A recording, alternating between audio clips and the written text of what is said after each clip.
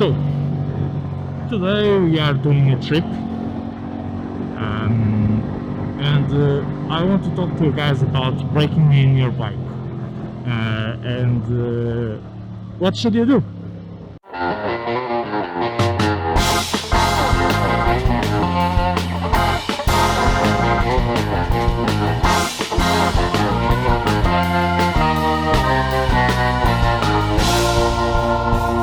There's two kinds of philosophies on the market, a soft break-in and a hard break-in.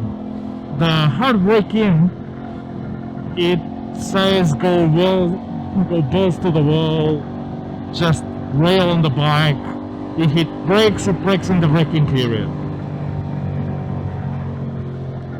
I swear guys, people don't, if you don't go on the middle of the road, they just ignore you. So if you are a follower of the hard braking, you will pin the bike on the red line, you will pin the motor, you do stuff like that all the time. Then there's the other group, the soft braking, and those guys, you baby the bike, you don't rev the bike, you keep it low revs, stuff like that. So do I believe in either group? More or less, I'm in the middle. I have broken in the CB, and I'm doing the same to this bike. That's why we are doing a trip and why we are cruising along. I find that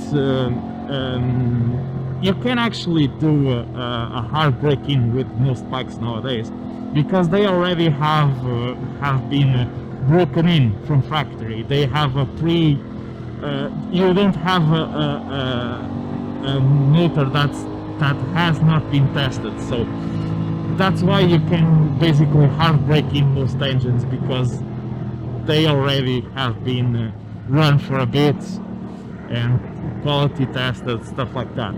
But the bad part about you breaking in an engine the hard way is that you basically may introduce way too much wear on the bike too soon. That's why the softer braking guys have a good point of gradually shaving off the engine, the imperfection of the engine.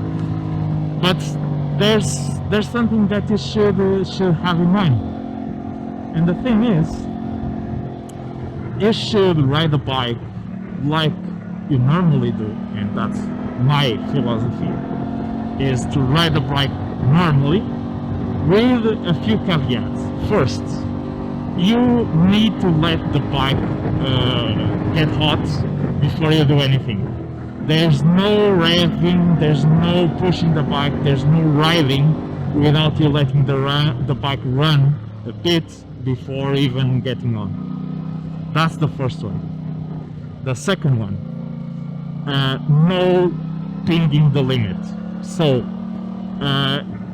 even when you get the bike running and running hot, getting the bike to the extreme of this rev range will be destructive.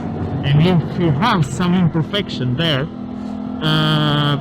doing it for a lot of time, so imagine that I go to 200,000 right now and stay there like 2 minutes.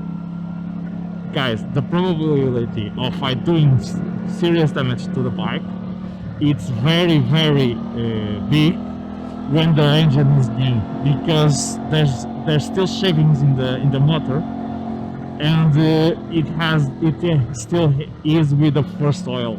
So you should never do that with the first oil, and even with a second oil change, you should be careful with the bike. You should stretch it a little bit, but you should remember that a new engine should be babied a bit. But I don't like to keep the same revs all the time. I try to go up and down, because an engine should not be how do you say it? You should not have an habit with an engine, especially a new engine. It needs to go up and down, expand, do all the kind of stuff, because that's what the braking period is. It's the parts of the engine getting to know each other, basically, and you need to introduce them, and they need to do their job. So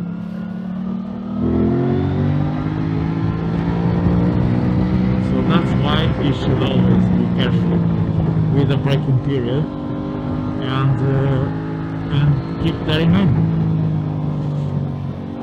I just noticed, but we have a ring of condensation again on the lens, and this is the problem with